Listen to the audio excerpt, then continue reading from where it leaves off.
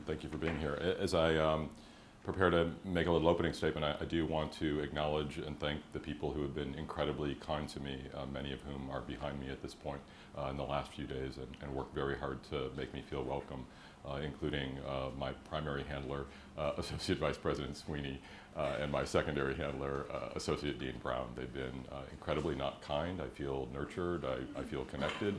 And I think that's been a metaphor for my experience so far at Broward and what I know about the college. And those things mean a lot to me. They would mean a lot to me as a student. So I actually think the way that candidates are treated in a process like this says something about the culture and the sense of community and the values of the people who work here. So I want to thank all those people and thank those who came today. You know quite a bit about me. I'm assuming that you at some point have read my cover letter perhaps more than once. There are a few things I would highlight in terms of starting us off today as they relate to my ability to do the job as president, because I think what I bring to that role is a knowledge of the life of a student, the knowledge of the lives of our faculty and staff, and the knowledge of our mission and the community that we seek to enrich as part of our mission. So first, in terms of the lives of our students. Our average student doesn't grow up wealthy with a silver spoon. They don't have a lot of opportunities to go to universities. They're not even sure what colleges do and what community colleges do in many cases. That was the life that I started out in, certainly an austere one to be generous, but a good one because, as you probably know, my mother gave me the greatest gift of all, which was the value of public education toward making something of one's life, essentially transforming one's life, making sure that I would have better opportunities than she did. So I had a great public education by her purchasing the only house she could afford in the neighborhood with the best possible school system. And as a result, I had a great public education, which prepared me very well for what would follow at university level. At that point, I was not terribly happy in high school, and before there were dual enrollment programs, I had a counselor who actually made the suggestion of going to a community college for the second half of my senior year in lieu of completing it there. And I did that. And that was life transforming for me. Not so much there. I don't think I experienced an epiphany at community college then. But it was looking back on it and seeing it as a stepping stone to university where I began to appreciate that experience. In particular, faculty that were very reassuring and very rigorous, but confidence building, and very much helping me, lift me up to the bar that they had held, and at the same time, a community of fellow students who were adults and grown-ups, and there to learn, and not there to create cliques and pick on people and bully people. So that experience led me to university. I ultimately got a law degree, an osteopathic medical degree. I practiced, as many of you know, as a physician attorney for 7 years. I had a very good practice, I loved it. But at the end of my career as an attorney, I felt that it was an extremely aversive process, as a couple of you might know yourselves, and it wasn't what I wanted to do with the rest of my life. Today, we sometimes think about the difference between millennials and earlier generations, and one of the characteristics of millennials is they think nothing of moving on to another career after having the first one. They don't expect to be with the same employer for more than a few years. They don't expect to have the same career for more than a decade. But when I did that, that was a big change. So I left law, I did some writing, I found it isolating. I ultimately got a job as a community college teacher. And for the first time in my life, I felt a connection between what I was doing and my values and where I wanted to be for the rest of my life, and indeed I have been. I taught community college for 10 years, and it is there that I learned to appreciate the lives of our students, and that will influence me as a president more than any other part of my professional career. There's nothing that got wasted from medical school. There's nothing about the analytical reasoning and the training that I've had in those careers that I won't use every day as a president, but the values, understanding what our students go through and understanding who they are, having been there myself and then seen them and got to know them for 10 years as a faculty member, that's number one for me in terms of what I will bring to the table. And then I became an administrator. I did a lot of things. I became known for being a doer and making things happen in a higher ed environment that can sometimes be a bit bureaucratic. Sometimes I liken it to trying to walk through Jell-O, and I became known for that. And I became known for that only because it's unusual in the higher ed system. But when I think about it coming from the private sector, it's what we do every day. It's speed to launch. It's speed is the default, and then we figure out why we need to go slower and not the other way around. So I bring that spirit of innovation from Seattle, from my background, from what I have done as a higher ed administrator to Broward, and I think that's an especially good fit for Broward, because I think it's what Broward already is. Broward isn't so naive as to think that it can ever stay the same, to coast on the same trajectory, because the reality is our environment is going to change whether we do or not. So if we don't change, if we don't steer, if we don't correct course, if we don't look at what's going on in the road, we're not going to be able to stay on the same positive trajectory that we are today. And Broward, more than any other college I've gotten to know, really gets that. I think the college groks that. And more than anything else, the college has focused and made great achievement in actually manifesting that innovative spirit. The amount of program growth that's happened, similar for me at my college. In fact, we've developed about the same number of programs in the last 2 years. No other college around me is doing that. Not many colleges in Florida are doing that. The focus on student success and achievement, that goes back to being a faculty member for me. How could I not care about that more than anything else? How could I not know what's going to work more than anyone else? Because I know what worked as a faculty member. I know the value of connection building and creating a sense of belonging. And finally, equity, because that's where I came from an area and a life start that probably statistically didn't give me much chance of completing college, let alone being here before you today. So how can I not give something back to that? How can I not respond to that by making sure that that social mobility exists across the board for all of our students from all demographic groups?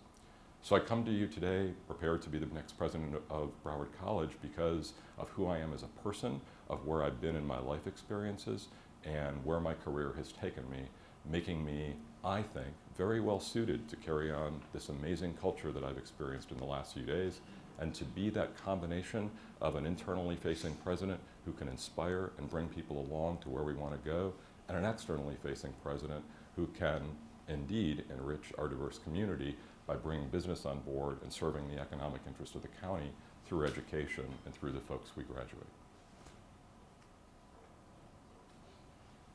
Okay, we're going to start right here. Lori. Thank you, Dr. Stern. Thank you and welcome. Thank you. First question. What troubles you most about current student outcomes at your current or previous institution? As president, what would you do specifically to address this particular outcome? There are certainly small outcomes I could address, like information literacy and critical thinking, but I think given the context, I think it best to address a broader one, which is overall student completion. So nationally and at most institutions, student completion at community colleges is 25%. That's for both transfer and career programs. When I ask people that, when I poll that, and I did that a few times over the course of the 7 open forums in the last 2 days, I often ask them to guess what they think completion rates, and almost no one knows what the real number is. We don't talk about it. It's our little secret. It's embarrassing, I think, quite frankly, that's the job we do. Indeed, when we get down to starting folks in developmental education, few people know that starting somebody at a -3 level developmental education class means there's about a 2 or 3% chance they're going to get through a college program.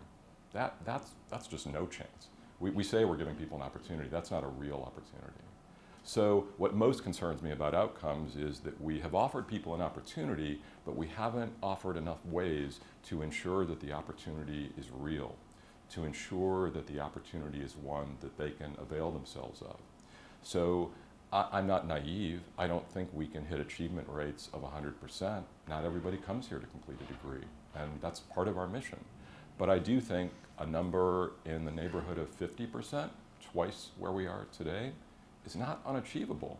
And indeed, if we look at some of the work that's going on around the country and some of the work that's gone on indeed at BC to improve those rates, we see double-digit improvements in completion rates. So this is doable.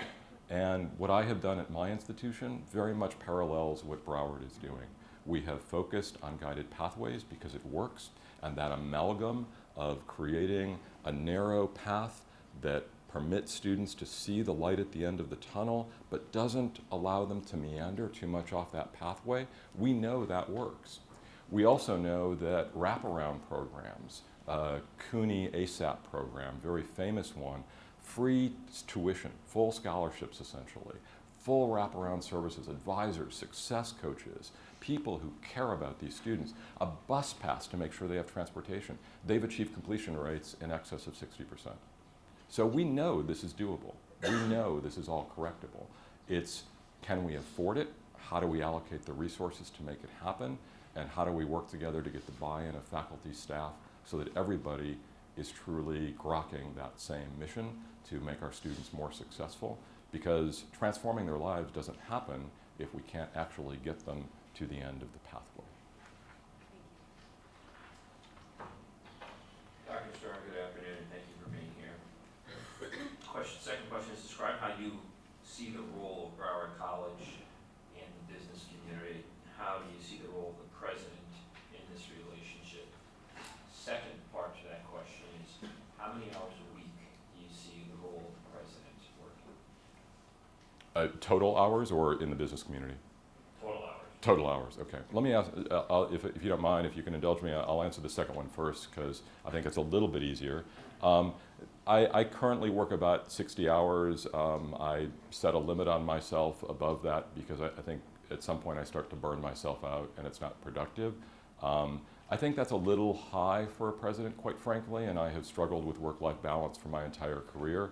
But I heard Mary Spildy speak. She's the former president of Lane Community College, well-known president across the country. She spoke at a training I went to, the Executive Leadership Institute, and she said, stop thinking of work life as binary. Start realizing that you're a professional and you're going to do some email at home and you're going to take off one afternoon after visiting with an industry partner and you're going to go see a movie or take your spouse to dinner. And when I did that and I let go and I stopped feeling guilty about it, I don't think I cut my hours any, but I think just removing the emotional component of the guilt was helpful. So I would strive for 50 to 60. I think that's to be expected. I think less than that is a great goal, but quite frankly, from my experience in my current position and knowing a lot of presidents, I think it's a bit naive, especially when you consider travel time. Now, to the first question. I think we play a very important role, and indeed it is part of our mission to enrich our diverse community, and chief in our community are the building blocks of that social mobility I want to transform the lives of our students, i.e. industry. So industry is not our enemy. Industry is not anathema to what we do in higher ed. Indeed, industry needs to be a partner with what we are and what we do in higher ed. And we need to, first of all, develop the philosophy that says that's a good thing. The industry has the same values we do. Industry wants social mobility. Industry partners want our students to have good remunerative careers. They want to help us do that. And industry partners believe in good public ed. Almost all people I talk to in industry wrap around our mission. They embrace our mission. They love it. So first of all, adjust the philosophy to make sure when we do develop a relationship with business, it's a healthy relationship and it's one where we seek win-wins and not one where we see what can you do for me or what can I do for you with more grads, but what can we do together? The way we build that relationship, in my mind, is built around a framework of benefiting the students, being very student-centered, but finding out what industry needs from us. So the first thing I do when I talk to an industry partner and when I coach my deans about talking to industry partners is, please do not ask anything about what they can do for us. Start with questions about what kind of partnership they would like to have with us. What relationship would they like with the college, and work from there. Ultimately, we work on in conversation, and I usually have an initial conversation and at some point hand off and then come back to it about what are the things we could do to help more grads end up in that business. How can we support what they're doing? How can we provide additional training, but also helping them understand that to get our grads, they need to create lots of opportunities to connect to our grads along that pathway, which means mentoring, scholarships, donations, in-kind donations of equipment. It means giving them a tour of the workplace so that first-generation students know what the workplace looks like in advance. It means visiting instructors to teach a guest class so our students meet them along the way, guaranteeing them an interview at the end of that pathway, internships, all of those things a package. One last thing about this. I think broadly speaking, we need to be at the table when city, county, state governments are talking about industry advocacy, because we play a very important role in that, and indeed we should. So that means when the state is calling for 60 to 65% baccalaureate degrees by somewhere between 2020, I've seen different statistics, and 2025 to meet the future goals of the Florida economy, we need to be at that table saying, well, you know what, that's us. Because right now, statewide, somewhere around 25%, Broward County, much better, around 30%, that's still a big gap, 30 to 60%.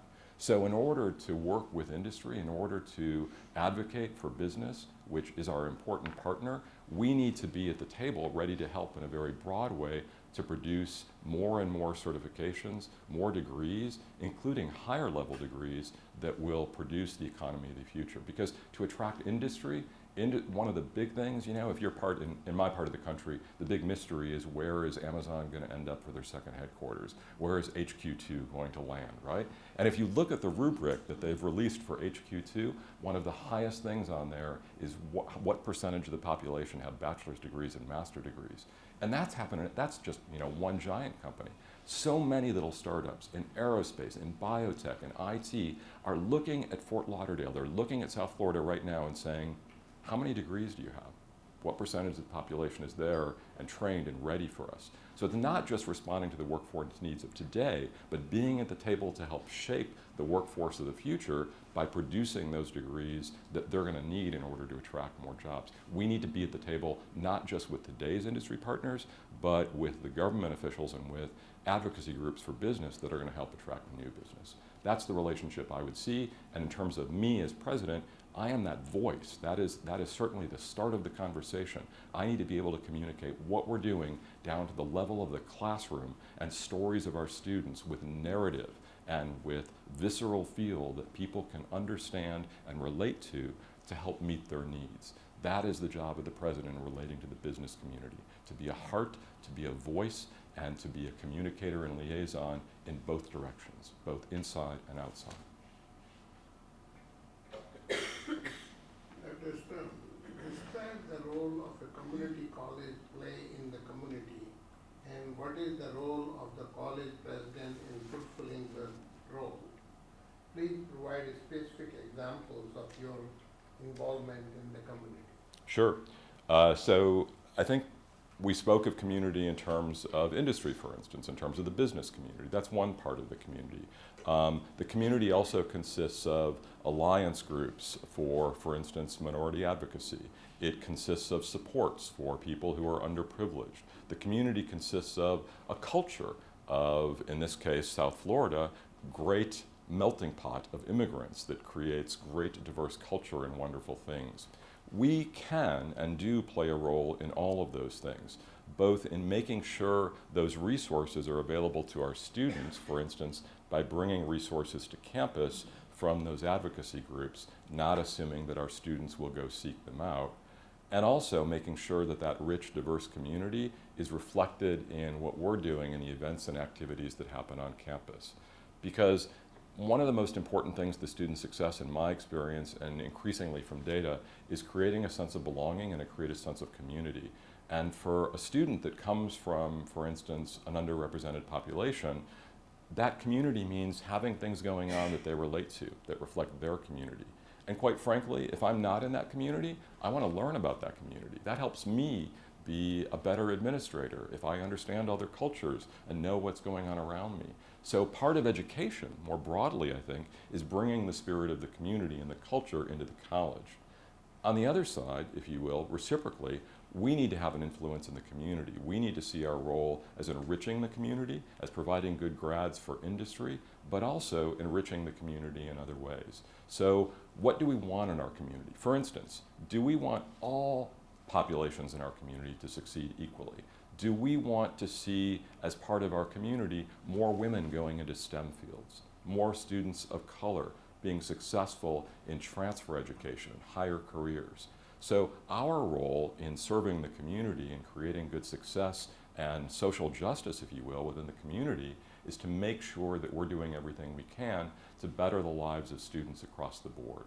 So my involvement in that. I have a pet cause, something that is very important to me. I spend a great number of hours each month involved, and it's a community nonprofit called MESA.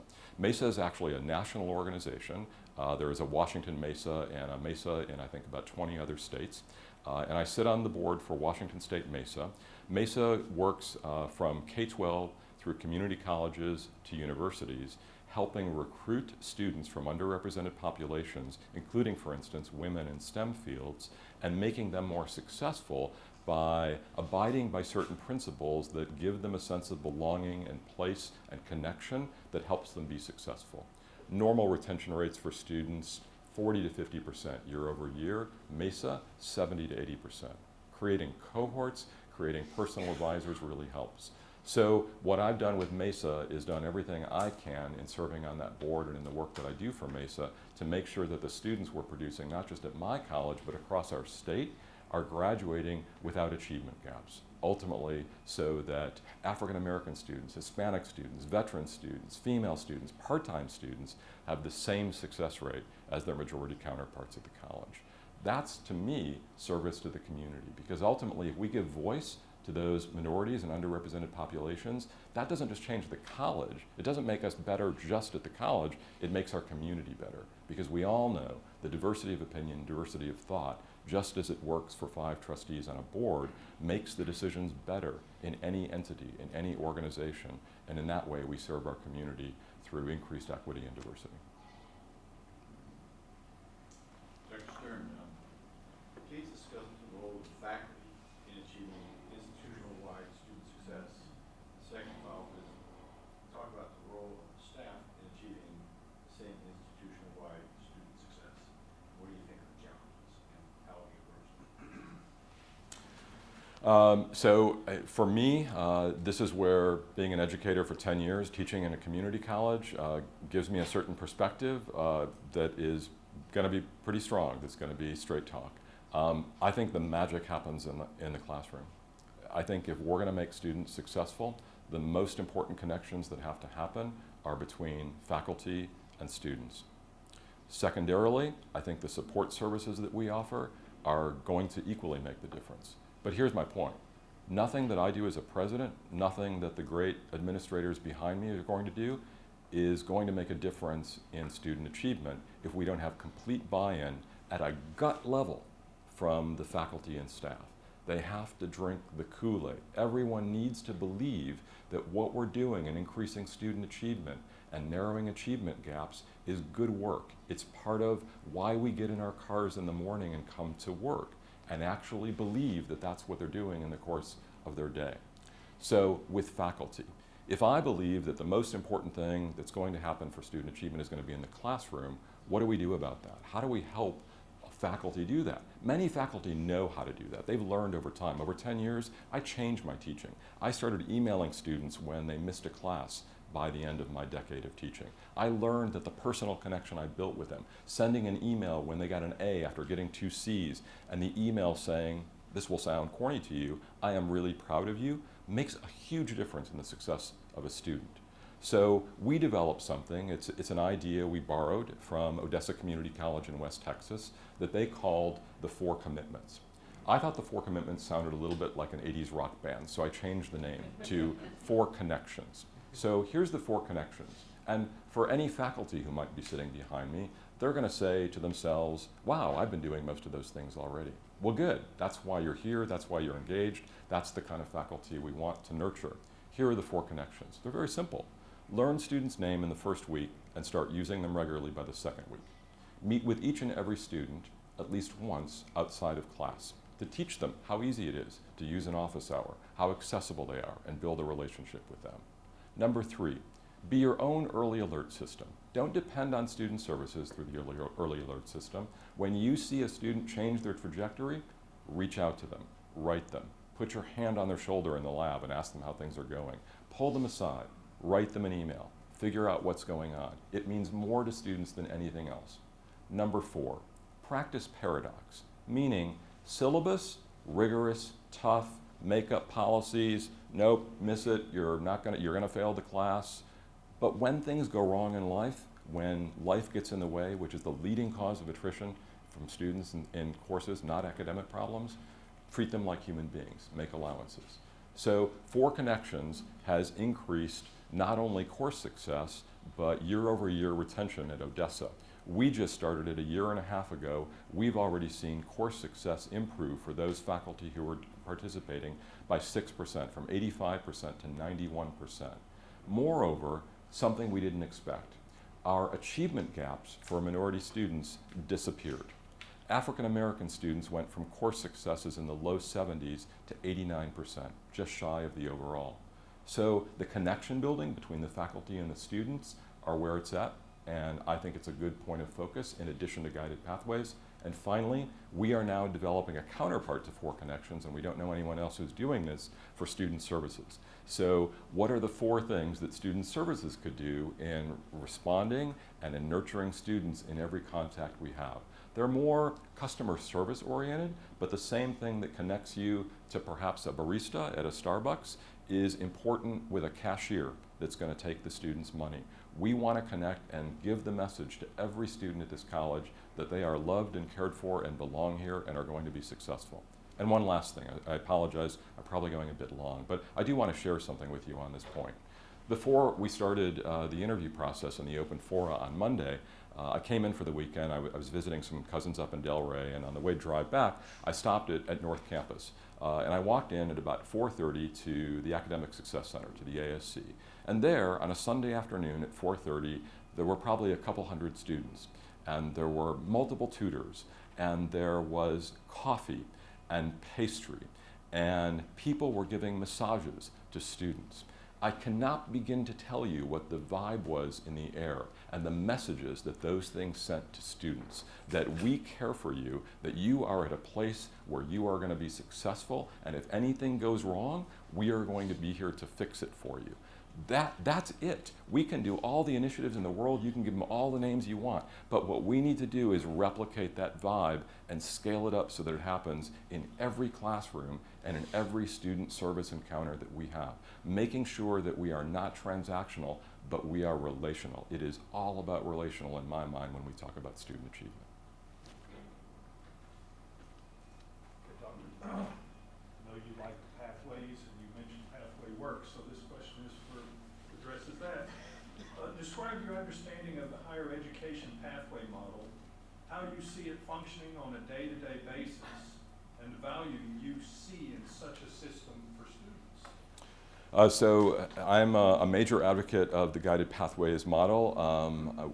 Many years ago, when Redesigning America's Community Colleges came out, it's a book that basically was the start of the guided pathways movement. I read it, it had just been released, and I read a positive review. I was on a plane back from a conference and read it on the plane. And after I got through 3 chapters, I set it aside, and my thought to myself was, oh my goodness, this changes everything. Everything I've ever believed. Because the way the concept of guided pathways starts is if you look at many of the things that we do for student success and actually follow the data through completion, things that have impact on short-term success never pan out for completion. Guided pathways was the first thing that actually showed these short-term successes in, for instance, course success will actually follow the student and work out to facilitate overall completion. So the concept of guided pathways, as I know some of you know, is that we give students a pathway that they follow. And the pathway starts out a little bit wider so that students have some options within a given, what we call a meta major, a field. Here at Broward, we call that a career pathway. At my college, we call it a school. So we have a School of Health Sciences, and for us, we have 8 individual career pathways within it. You have the health science career pathway and the programs that exist within health science within it. The importance of that meta major is that if a student gets off path or doesn't make it into that selective admission program like nursing, they know about other things that they could do, and they can crosswalk them. They can move between it. So first, and this isn't well known about guided pathways, it's not just about getting them on the narrow path, it's about giving them an on-ramp to that narrow path that gives them some options as they approach the narrow path. On the narrow path, guided pathways is all about keeping them there, making it as clear as we can what they're learning along the way and why it's important for the light at the end of the tunnel for them to know it. because it makes a big difference if the math you're learning is completely disconnected from anything you will ever do in your life. And students will ask that constantly. For those of you with kids at home who've gone through school, how many of them have approached you and said, I do not understand why I need to learn algebra. I am never going to use algebra in my entire life. There's not a day that goes by I don't use algebra in some way. People just don't know that's algebra that we're doing. So guided pathways helps them see where the outcomes relate to what they're doing, and when they get off the pathway, we help them get back on, and we make sure the pathway leads to a career or a transfer opportunity that will ultimately lead to a career. The best part of guided pathways is that it prevents what sometimes is called academic meandering, meaning getting off and taking excess credits, which is anathema to completion and success. And let's face it, it's not very efficient in terms of use of public dollars, and it's not very efficient in terms of what we do. So it is an interest of everyone, but especially the student, to keep them on that pathway as long as we have. I have implemented guided pathways first when I was a dean at the very start level, where we didn't have college buy-in, but I was just a dean in one division. We actually started some of the guided pathways work there as best we could. And then I moved into my current role, which transcends all programs, where we are implementing guided pathways from scratch, and we probably moved along more in the 3 years that I've been in my position, I have to say, than many colleges have been doing this for 6 or 7 years, because I'm very fortunate to have faculty and staff who buy the mission and embrace it and want to move as fast as we can. So we, for instance, right now this quarter, we're on a quarter system, are bringing in our first pilot, our first quarter of mandatory advising. We're doing it in health sciences. Broward is about to do the same thing. We're talking about how to bring in mandatory advising to make sure the students stay on that path. So we're very much moving in parallel, and it's very easy for me to move from one college to a higher level at another college that's doing the same thing, because this is the work that I've been doing for the last 3 years and believe in, and am reasonably competent and inspiring others to buy into and follow as well. Second part of that question, obviously pathway works, but what issues have you seen and what problems have you seen with pathways, and what have you done to fix it? So the biggest issue that I've seen has been primarily at other colleges where things have been implemented top down. Again, this goes back to 10 years as a faculty member. If you want a faculty member to do something, you need faculty member to understand why, and you need the faculty members to make sure they're part of the decision making, especially when we're talking about changes that happen in the classroom.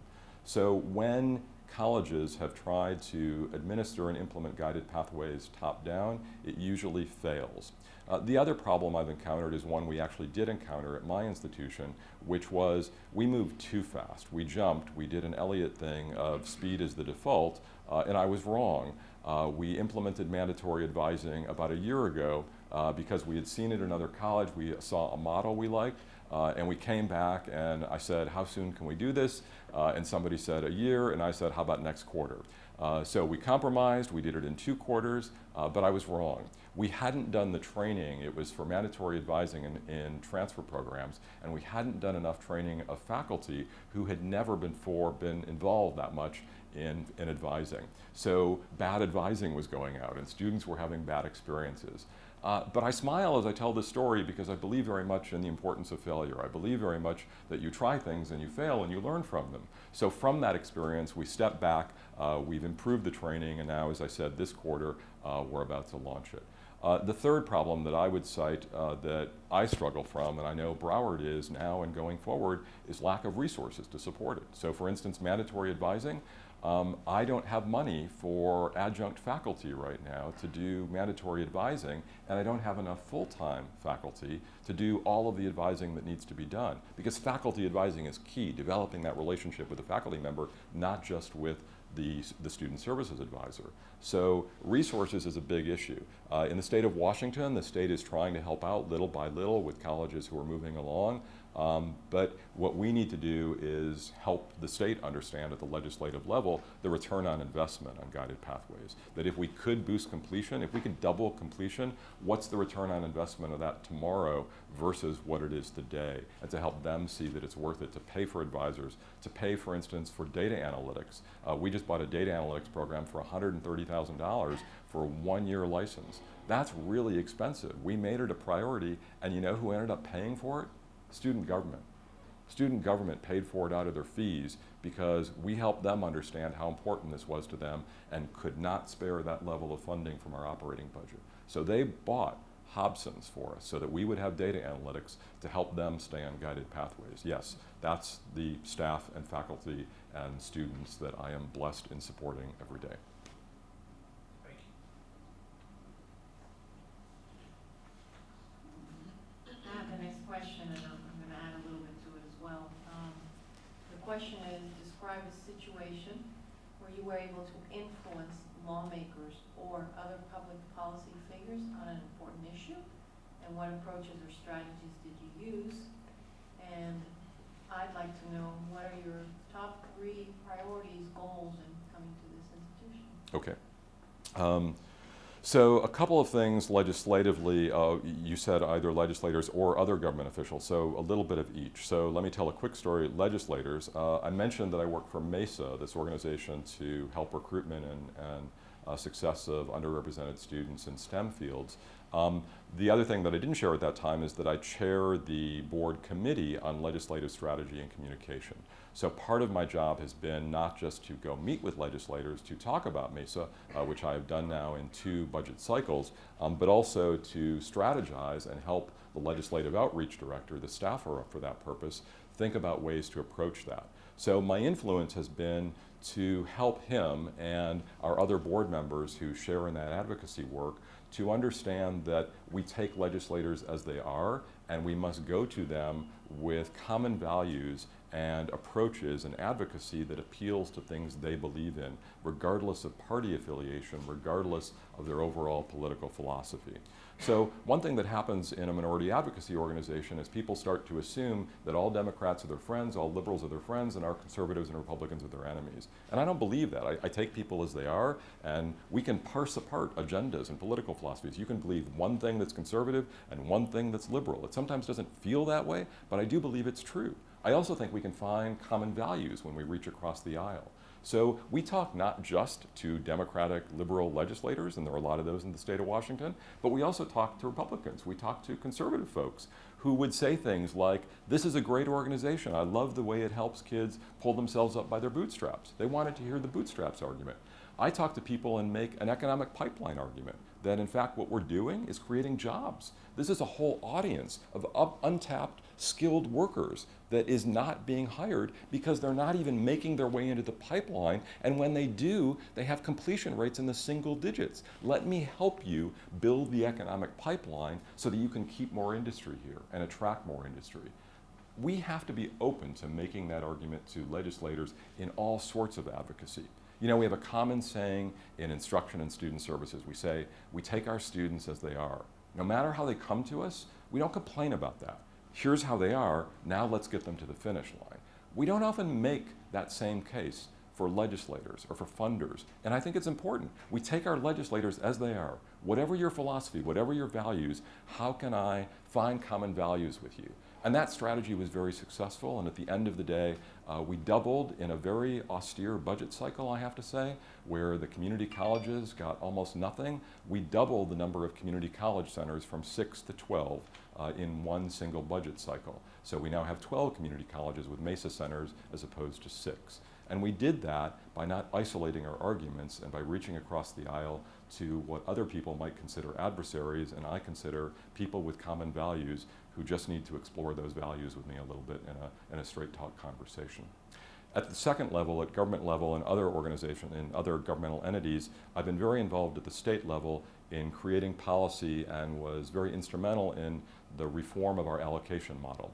So we are now 5% outcomes based. I am confident or pessimistic, depending on your belief, that Florida will ultimately be outcomes based in our primary allocation at some point in the future.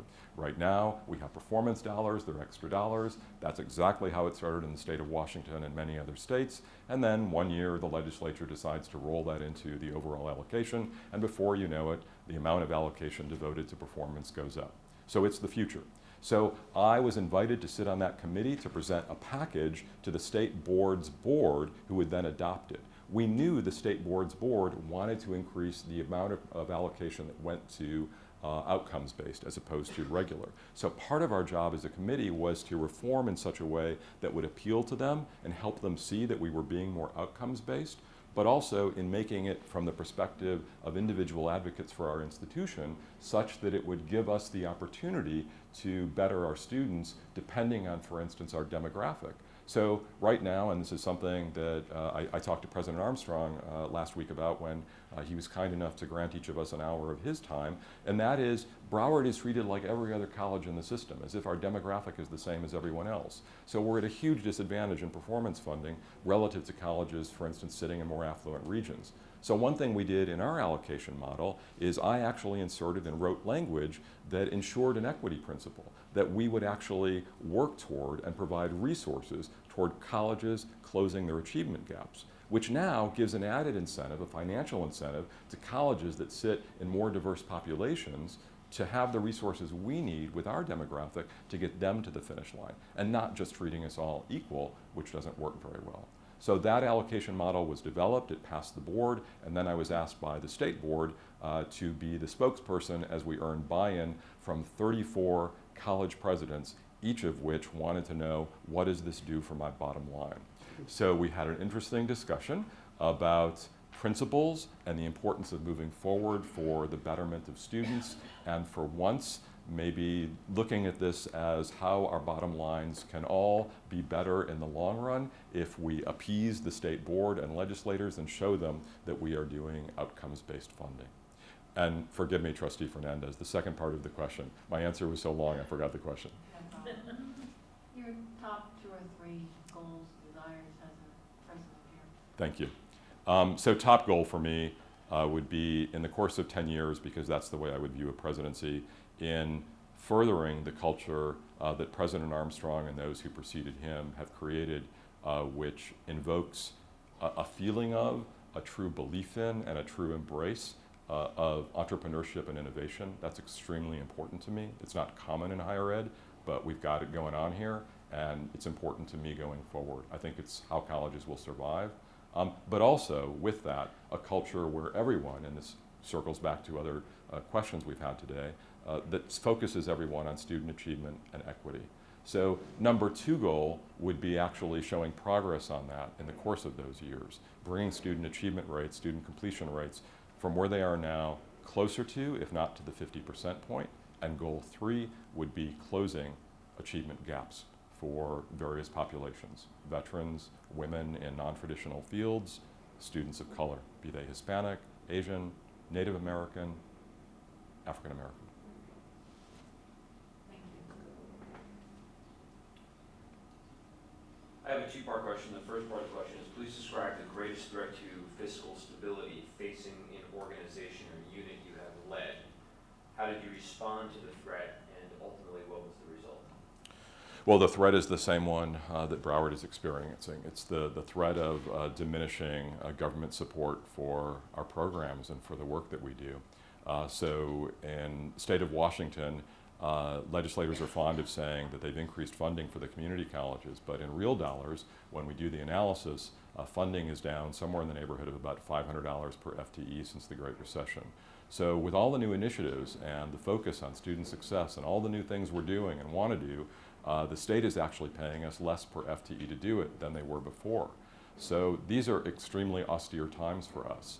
And indeed, if you look at the course, we in Washington State have been experiencing declines in enrollment since the Great Recession, and most colleges in my area have been on a downward trajectory for the last 5 to 6 years or more. When I came to my college, we were on a downward trajectory for the last 3 or 4 years, and I came in very quickly and have an absolutely amazing president and expressed some ideas for what I wanted to do, which was all about let's fight the dominant paradigm, which is contract your way out of bad times. Let's grow our way out of bad times.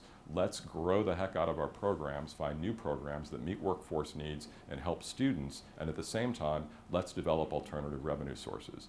So we had a very modest international program that was actually losing money. We have doubled the student population in that international program. And I did this in a period where I was reallocating resources. These are hard decisions to do. Convincing faculty and staff that we need to move money around from places where it is now to things that we need to invest in to prevent further contraction down the road. That's a really hard sell, but I've been very fortunate in being able to make that to the folks that I support at my current college. We did not have a dual enrollment program. When I came to my college, we had a technical high school sitting on our grounds, and the principal of the technical high school said, we can't do dual enrollment, it'll cannibalize our high school. I said, what? Those are different students. Let's try this again. Little resistance, came back a month later, same conversation, little less resistance, a few weeks later, okay, I'm ready to do it. Let's do a work plan. She's moved from 0 at that level. She did it herself. I didn't have to do it. I just needed to convince her this was a smart thing to do, to where we're going to have 200 dual enrollment students, still modest by Broward standards, but starting from scratch, that's a lot of progress. And that's a lot of alternative revenue now coming in to our college that we didn't have before to dilute the impact of what we're losing from the government. And finally, the other thing we've done to deal with those austere allocation models that we're dealing with is we have focused on student success as a way of saving money and generating revenue. I'll tell you how. If a student stays with us in the second year, if we boost that persistence rate from, say, 40% year over year to 60%, that's another 20% students that are with us another year that would have dropped out. That's FTEs. That's tuition. So I like to say that retaining a student is a lot cheaper than a billboard. If we're going to go look for new students, that's great. We need to develop new programs to do it, but we also need to retain the students we already have. Think of a business that would just keep churning its customers, bringing them in the door, and then pissing them off and losing them, and go out and find new customers. What kind of a business model would that be? We can't live that way. We have to be able to retain our students and see that as part of our financial future. So that's how we've dealt with it. In the end, we've been very lucky. While most colleges around me are experiencing significant declines, we've had 7 straight quarters now of year-over-year growth in enrollment, and last year we had the highest enrollment growth of any other college of the 34 community and technical colleges in the state of Washington. And much of that work about new development, new retention policies, has earned us, for the first time in the history of my college, an Aspen nomination. And like you, we are waiting to see where that goes, and the early signs are that we are moving forward toward a higher Aspen level. Well, congratulations on the Aspen nomination, at least up to the point it starts to infringe on Broward College. Answer, if you may, a follow-up question to one of your answers, and I'd ask you to do this in 20 seconds. Why does Lake Washington, or businesses like Washington, have playing on an international stage? We play on an international stage, and our industry partnerships play on a global stage, and then that we produce students that are going to work all over the world and work with all other people from all over the world. So we have to produce students with a global education that can work anywhere in any environment, and we have to produce students that can go meet the needs of our employers that are global in nature. We no longer think regionally. Sure, our students are place-bound, but we need to think in terms of them being able to work in any industry, in any global industry, anywhere in the world. That's the role of Lake Washington, in my view, in education. The follow-up question I asked the other 2 preceding candidates on that was, within the same spirit of fiscal stability, I feel as though this, and you really answered this in some respect earlier, like the president and the board and the faculty, the staff, the administration all have a theme of trying to do more with less. One of the things that I've been concerned about since day one, was constantly looking at President Armstrong, constantly looking at the people out in this audience, and asking them to go out every day, take the field, bang your head against their helmets, give it all you got, leave nothing on the field. By the way, we can't give you all the resources that we would like to give you. And how does that erode the spirit over time? As a leader, how would you address that? I really, truly, sincerely appreciate the question. I often worry about, change agency, for those who study it, often requires a sense of urgency. This is often spoken of. We have to create a sense of urgency to bring about the change. But the problem is urgency for an organization like stress in a human being plays a role after a while. And you can't be stressed all the time. We can't express urgency every single year for the new problem. And with all of these people working under-resourced, they are becoming exhausted. It is quite frankly urgency exhaustion. It is initiative exhaustion. That's a term my deans use with me many times. Some of them went to a conference and the conference said that you have to pick your top 2 or 3 things that you're doing and maybe a total of 7 or 8 initiatives that you can further at one time. So they sat there during lunch. I wasn't at the conference or I would have interceded. They sat there and they counted the number of initiatives that Elliot had them working on. And we were at 31. And they came back and they shared that with me and it gave me pause because of the concern that I have that I'm going to burn people out. So here's how I deal with it and here's how I think we need to deal with it at Broward. 1, I don't think we have to think of this as all things on the front burner at the same time. I was a short order cook in high school and college, and you get very good at multitasking because you've got many orders you need to do at the same time. You've got one thing on a broiler, one thing on a salamander, one thing on a back burner, a couple things on a front burner, but you focus your attention on one thing at a time. The other things may not be the primary focus of your attention, but they're still brewing. Someone else is working on them. So what I've done is tried to divide up some of the major initiatives among my deans so that not everyone feels like they're working on every initiative, and similarly not calling upon the same faculty to be working on an initiative. I sometimes call them the committee of the willing, the people who come forward all of the time to work on all those initiatives. So actually asking them to take something off of their plate so that we can actually do more with less, as you're trying to do. The other thing about this is, I think this is a role of the president internally. In the same way that a president has to inspire externally and help sell our story, help use narrative to help a legislator or an industry leader understand what we do and the importance of transforming lives and reach out and find that common value, I think we need to do it internally. And I work very hard to make sure that I am accessible, and when I talk to faculty and my team and our administration leaders, I am doing my best. I'm going to use an odd word for an administrator here, to inspire. I think it's really important that we are able to tell stories to ourselves that help us feel good about what we're doing, so that, as I said earlier, when we get in the car in the morning, we all feel like we're going to do good work.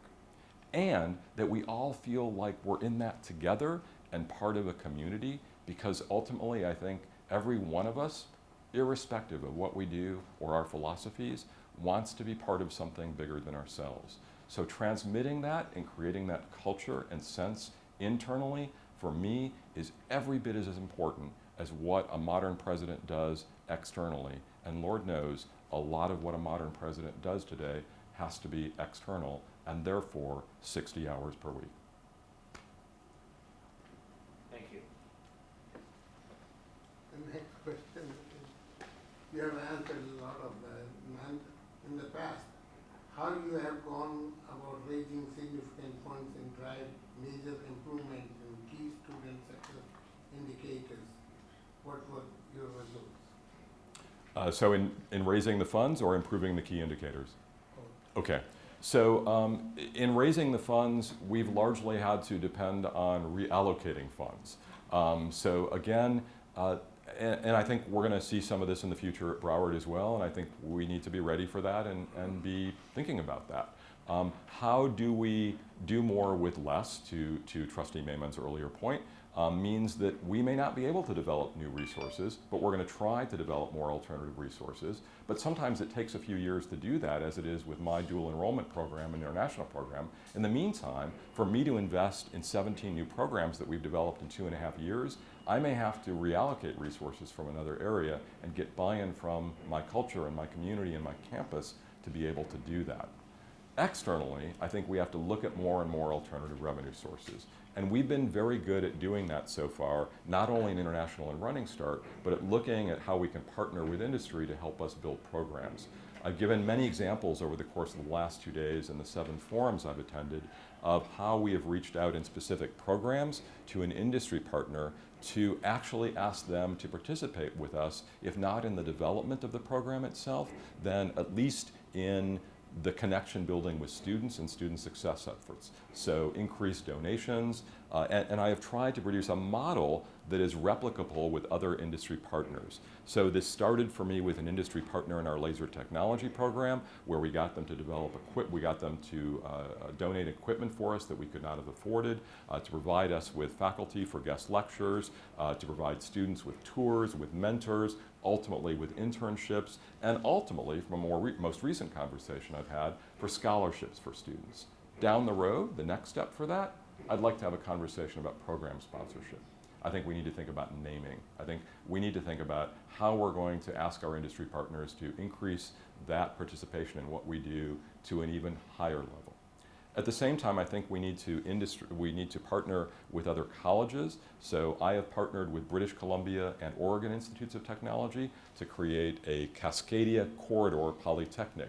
We wrote memoranda of understanding to include articulation agreements. We are trying to bring one of their engineering programs, a BS in engineering, to our campus, which builds revenue for us, because if you have a graduate level and a baccalaureate program, it attracts pre-transfer students, the transfer students who want to get into that program. So one of the things I've discovered from building baccalaureate programs is it's not just about the enrollment of the baccalaureate programs. One of the things that people don't understand is you build interest in the feeder programs, the 2+2, the first two, you increase your student interest in that program by having a baccalaureate on your campus. And lastly, partnerships with other community colleges. So we got an NSF grant, one of the largest we've had at my institution, to partner with 4 other colleges that have software development degrees, applied baccalaureates, to work with an industry partner, the Washington Tech Industry Alliance, who are very good friends of our college, to now help market that degree, to help destigmatize the applied baccalaureate to the tech industry and help inform us. And when I went to speak to those tech CEOs who wanted to help us, we asked them to sign up, to sit on an advisory committee, to consider an in-kind donation. How many of you would be willing to send us faculty to guest teach? How many of you will join an advisory committee? And we had over a dozen people at one summit sign up, and then we follow up. My team is following up on those folks and pulling them in and making sure we actually do something with that and get some capture out of it. So it's about looking outward at new programs, at alternative revenue sources, at partnering not just with industry partners, but looking at potential college partners. We are very competitive. That is the environment. It is dog eat dog out there, but we all serve the same mission. And if we can serve it better and more efficiently and perhaps increase revenue and sustainability for all of us, why would we not do that?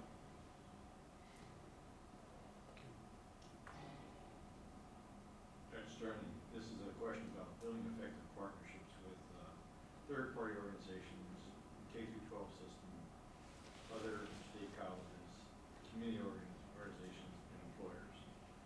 Just lay it out. All 5. I will answer the 5-part question the best I can. We may not get to all 5, but I'll do my best. So first, let's talk about community advocacy organizations, business advocacy organizations. I mentioned the Washington Trade Alliance. We're doing the same thing in other areas. We are involved in healthcare with industry partners. We have, as you have WorkSource, we have something called the Workforce Development Council, and we're on the edge of 2 counties, so I work with both of those. We're working with another trade association called Life Sciences Washington. I got to know somebody through a networking event, invited them to our campus. They are basically trying to find program building opportunities for us that would help feed the burgeoning biotech industry and medical device making industry in our area, just north of where I am in Kirkland, in a suburb called Bothell. In addition to that, we are working with other trade associations, with the Workforce Development Council, with industry partners. I've mentioned some of them. I have met, Trustee Benz, in the last few months with Siemens, Cummins, life science companies that may not be immediately familiar, CMC Biologics, Seattle Genetics, Juno. We have met with other colleges. We work with universities to create more articulation agreements.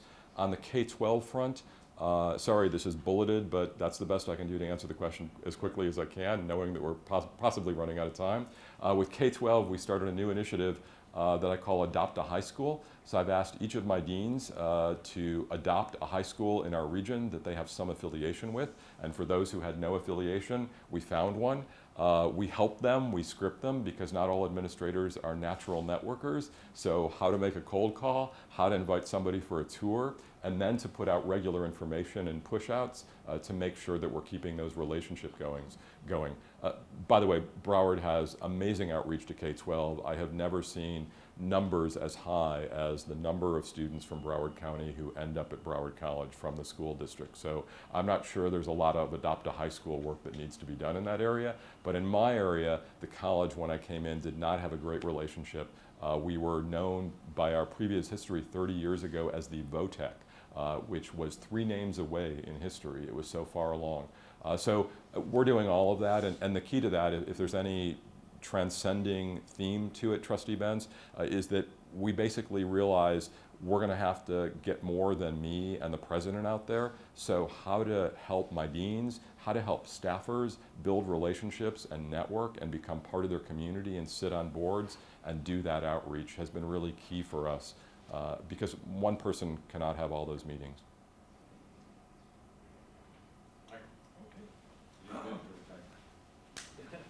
This is a bit of a wrap-up question, but is there anything you'd like to summarize and tell us that we may not have covered that you think would be important for us to know in making this selection? Sure. I think as we wrap up, I think to myself, in terms of what I've learned in the last few days and what I learned from research before and the alignment of where I am and what Broward needs in its next president, I can't presuppose what's in your heads. And in some ways, that would be silly and arrogant of me to do that, because you actually know what you need more than I do, despite all of the research and being here for 2 days, right? But here's what I think.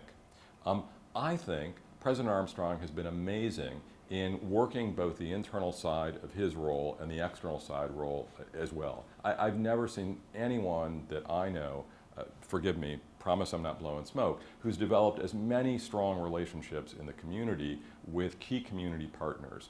I think that's very admirable, and it would be important to me. And I think I have the skill set and the history of being that relational person who will not only maintain those relationships, but build new ones through networking. And I'm not shy about making a cold call if I need to meet somebody new, to bring in a new industry partner, to have a conversation and try to build a relationship for fundraising, for new program development, for everything we do, particularly with advocacy. But I think the other thing that I see Broward needing, especially as we go forward, is that inside serving role. And that's going to be more important as we go forward, because there are threats out there. There are things that are going to push us one way or another.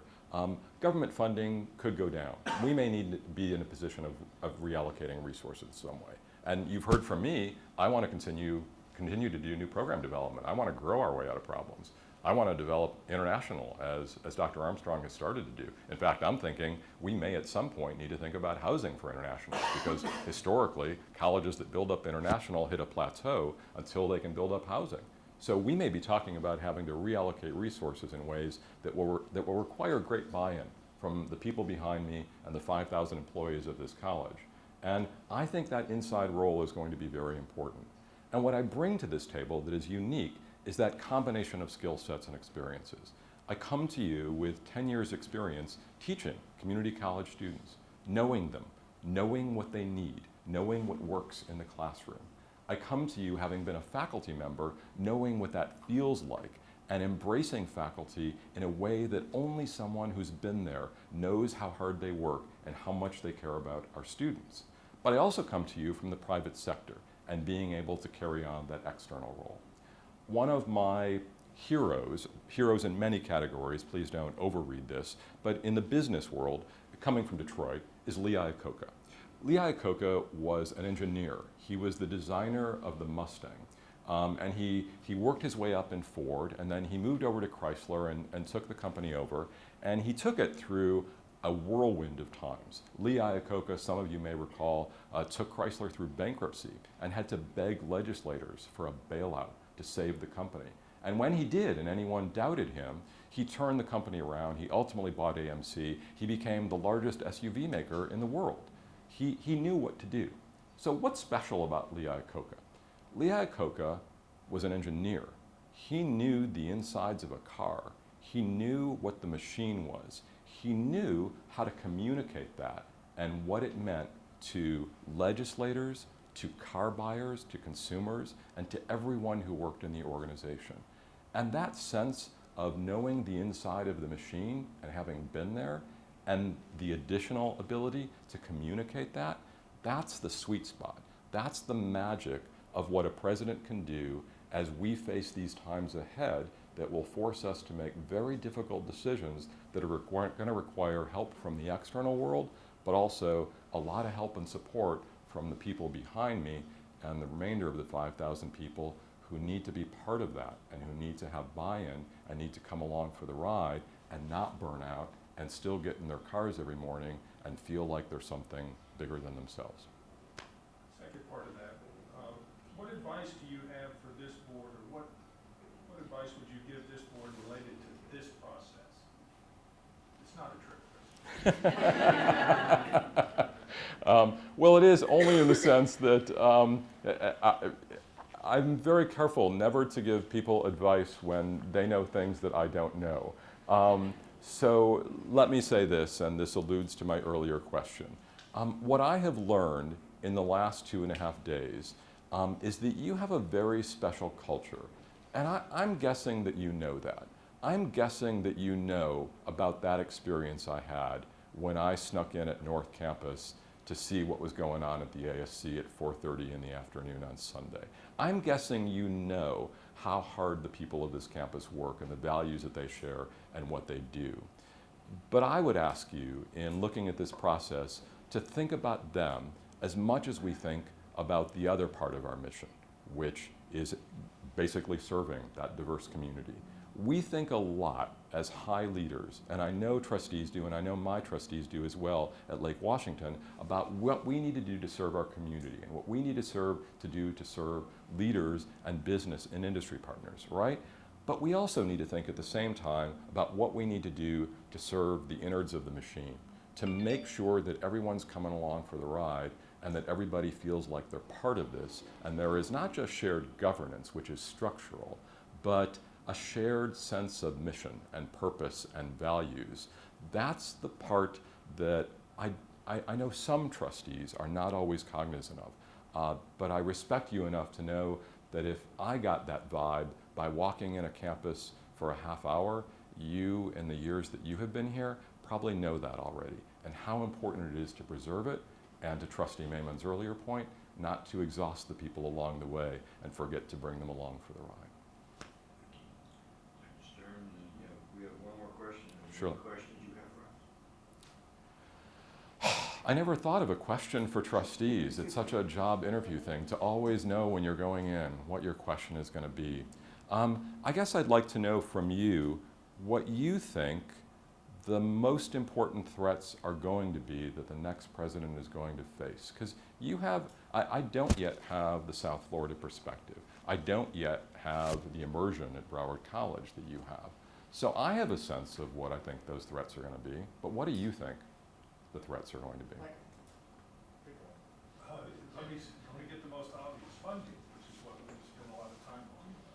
I know President Armstrong has expressed a little bit, he's not a pessimistic guy, but he's had struggles with the amount of funding and the projects and the things that he wants to do. He can't do them all.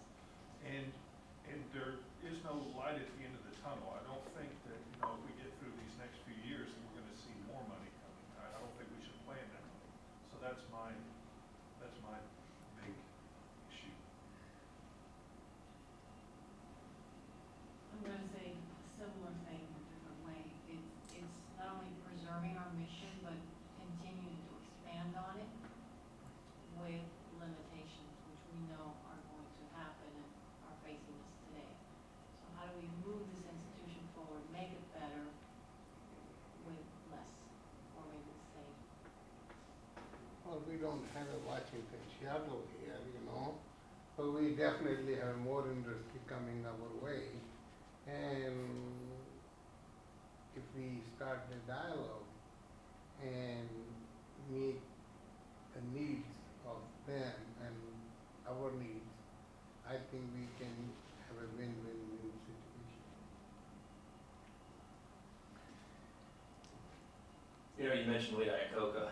Chair Benz and I are big fans of Lee Iacocca, primarily because he was an avid cigar smoker. And he was one of the only American, especially back in the 80s and early 90s, he was the only, very few American CEOs that had the opportunity and potential to fly to Havana and sit down with a very unpopular Fidel Castro and have a cigar with him and explore interesting conversations about the nuances of socialism versus capitalism, which is in dictatorships, which must be a very interesting conversation to have with Fidel Castro. But be that as it may,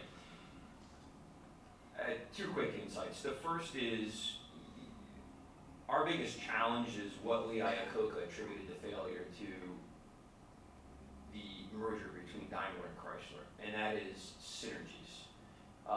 He was an innovator. Under President Armstrong, under this board, far before I came around, and under this staff and administration, there's a lot of innovation, there's a lot of entrepreneurship. I'm an entrepreneur. I fail quite often. We can't fail as a college because we don't have that same luxury of saying, all right, let's walk away, it's okay. What we do is it's like everything else in life, right? Success has many fathers, orphans is a failure. And so while I want us to be innovative and I want us to push the envelope and I want us to get out there and do private-public partnerships and all these great things, we have to do it very, very, very discreetly and very conservatively so that we don't set ourselves up for a failure. Yes. So that's one of the things that keeps me awake at night. And Don Cook and some of the other folks in the back of the room will tell you that. I have all these great ideas and then I pull myself back because I realize that we've got to be careful. But let me just say this, you and the other two candidates are by far, and I mean this with all sincerity, the future of this country. I look at you and you know what I think to myself? I think that's why America is where it is today. That guy is really smart. I'm just telling you from a simpleton's perspective. You are really smart, you are really passionate, and you are really articulate. And the people of the great state of Washington, they don't know what they have in you. And if they would lasso you back there in 2 seconds. Whether you get this job or not, I don't know, but you are awesome. And you're the future of this country. So whatever happens, whatever issues, whatever challenges, you're gonna figure it out. There's no question about it. That's my feelings. Thank you, Trustee Naiman. I think the biggest threat, and we've gone a long way to solve it, but I think the sense of purpose, the shared sense of purpose, through the school system, business, government, legislatures, parents, students, and particularly faculty. Okay? Until we get those pieces all on the same 1 degree, 2 degree, 5 degree difference, on the same scale, and in the same direction, at the same time, with that high energy, then we, Broward College, have a chance of falling backwards. Okay? And that is not within the purview of Mr. Benz. Okay? I think we are operating at such a high level with such limited resources. But what is the next step? And I think it's on shared purpose. Thank you. Chair Trustee Benz, would you indulge me in 30 seconds just to respond? Sure. I just want to share something with you all because I think there's one that we're missing that transcends all the others in terms of the threats ahead for us. And it came from a student who's sitting in the audience who was at one of my open forums. He came up to me afterwards and he said, I have friends who say you can skip college and learn some skills and become an entrepreneur, like Bill Gates, where you live. And what is the value of what we're doing? And why are you so sure that that's the way we should be going? That is the $64,000 question, because that's about convincing legislators, that's about getting buy-in from faculty, that's about reaching out to industry partners. It is about the value proposition of what we do for a living that is in question. And that is a really big threat, because the legislative threats, the allocation threats, that's a value proposition issue. We haven't sold them on our ROI. They need to understand that. We need to help that.